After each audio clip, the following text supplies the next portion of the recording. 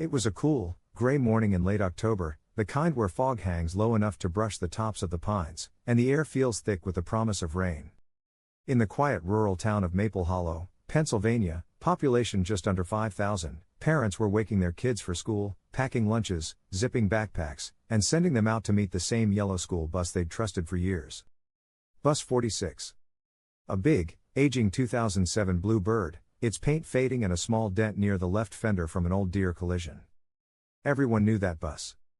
Everyone knew the driver too, Henry Cavanaugh, 61 years old, a retired trucker who'd been driving the elementary route for nearly a decade. Henry was the kind of man people trusted without thinking twice. Reliable. Friendly. Always early. Every morning, he'd pull bus 46 out of the district lot around 6:45 a.m., check the tires and mirrors, make his first stop at Birchwood Lane, and work his way through the hills toward Maple Hollow Elementary, a 40-minute loop picking up 24 kids, ages 6 to 11. On the morning of October 12, 2019, he did exactly that. Neighbors remembered seeing the bus right on schedule, stopping for the Turner twins at 6:58, the Garcias at 7:03, and Emily Wright just after 7:10.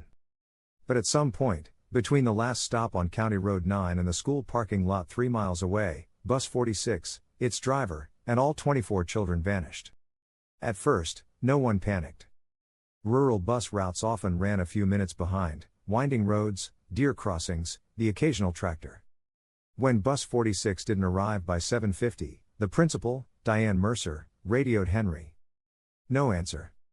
She tried again. Still nothing.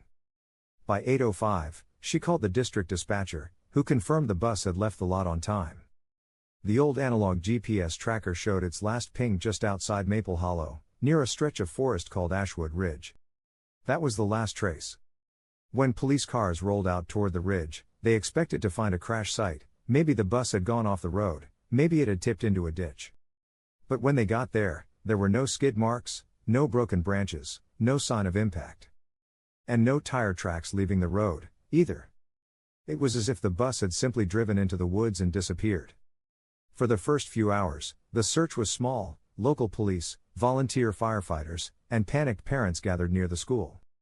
But by noon, after every road between the last stop and the school had been searched twice, and no trace of bus 46 turned up, the FBI was called in. By nightfall, Maple Hollow, a town that hadn't seen a major crime in decades, was swarming with agents, helicopters, drones, and search dogs. And not a single piece of the bus was found. Small towns notice when something's wrong. People know who belongs on which street, who drives which truck, who walks their dog after dark. Maple Hollow wasn't the kind of place where a bus full of kids could vanish unnoticed. The security cameras on the main road leading into town, one at a gas station, one at the diner, showed bus 46 passing at 7:32 a.m. That was normal. The next camera, on the county road toward the school, never caught it. There was a missing stretch of time, 8 minutes where the bus should have appeared, and didn't '8 minutes. By the second day, the story was national news. News vans lined the high school field, reporters repeating the same grim details. 24 children, one driver, vanished without a trace. The parents, those poor parents, filled the volunteer fire hall, waiting for updates that never came. Some believed it was a mass abduction. But there were no ransom calls. No witnesses. No phone pings from any of the kids' devices. Every signal went dead at the same minute, 7:42 a.m. When searchers combed the woods of Ashwood Ridge, they found only one odd detail. Half a mile off the road, beneath a cluster of maples, were small, circular impressions in the soil. Perfectly round, about 2 feet wide, spaced evenly apart. They didn't match any known tire pattern. They didn't match anything. Investigators brought in ground-penetrating radar, drones, cadaver dogs, even divers for the nearby quarry. Nothing. No scrap of paint. No broken glass. No dropped backpack. Just silence. Weeks turned to months. Leads went cold. The people of Maple Hollow began to change. Parents stopped letting kids walk anywhere alone. The school installed new cameras. The town passed curfews. But deep down, everyone knew none of it mattered. Whatever had taken bus 46, or whoever, had done it cleanly, quietly, like they'd done it before. The FBI held press conferences for months, but shared little. Then reporters learned something strange. 10 years earlier, Another bus from a neighboring county had gone missing for several hours before being found abandoned, on the edge of Ashwood Ridge. That bus was empty. The engine running. The doors wide open. The driver was found unconscious nearby. He remembered nothing, just a blinding flash of light and a sound like 1,000 whispers. People laughed it off then. But now, it didn't seem funny anymore. Some older residents started whispering again about the ridge. How animals avoided it. How hunters sometimes heard echoes, faint, distant laughter. No one believed it out loud. But the fear was real. Bus drivers quit. A few families left town. Every October, flowers appeared by the old bus stops, 24 bouquets for the kids, one for Henry. 5 years later, in 2024, a hunter named Earl Haskins was tracking deer through the woods when his dog started barking near a dry creek bed. Earl climbed down and found a small square of rusted metal. He wiped away the dirt and saw faded yellow paint. A door hinge.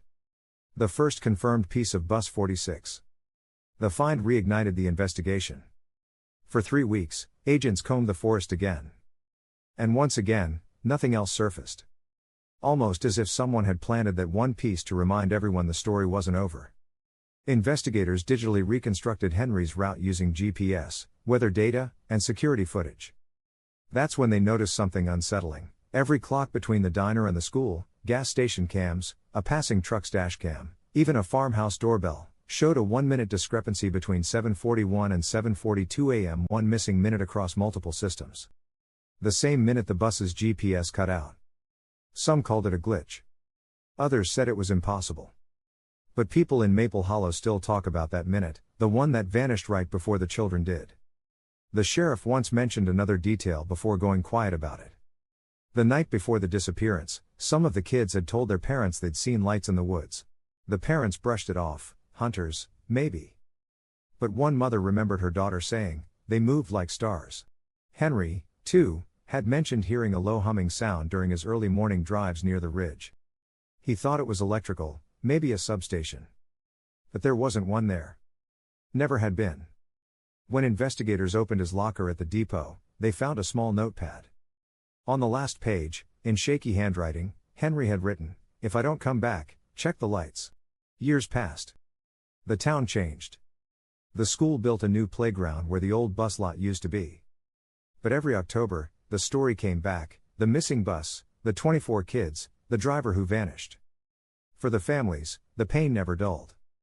They held vigils, marches, and online campaigns. Sometimes, a strange clue would appear, a blurry photo, a supposed sighting, and always, it led nowhere. In 2024, a viral video showed what looked like a yellow bus deep in the Pennsylvania woods, covered in vines. The drone footage was grainy, but it sent the internet into chaos. When authorities reached the coordinates, they found nothing but trees and mud. The drone operator said the next day, the file was gone. Completely corrupted. Today, Maple Hollow is quieter than ever. The forest at Ashwood Ridge is fenced off and posted with no trespassing signs, though some locals still sneak in. They say it's unnaturally silent. No birds. No rustle of leaves. No water from the creek. Just a heavy, endless stillness. Searchers from the early days say that if you stand there long enough, you start to hear something faint, like children singing, very far away. No one's ever recorded it. No one's ever stayed long enough to try. A few believe the bus is buried deep underground, sealed in a sinkhole or beneath the quarry lake. Others say it was taken, not by people, but by something that one of those children for reasons we'll never know. And some believe the bus never left at all. That it's still traveling the same route, over and over, on roads that don't exist anymore. When I visited Maple Hollow last year to research this story, I met one of the original search volunteers, Tom Riley. He told me something I'll never forget. On the third night of the search, Tom had been stationed near the tree line at Ashwood Ridge. It was cold, close to midnight.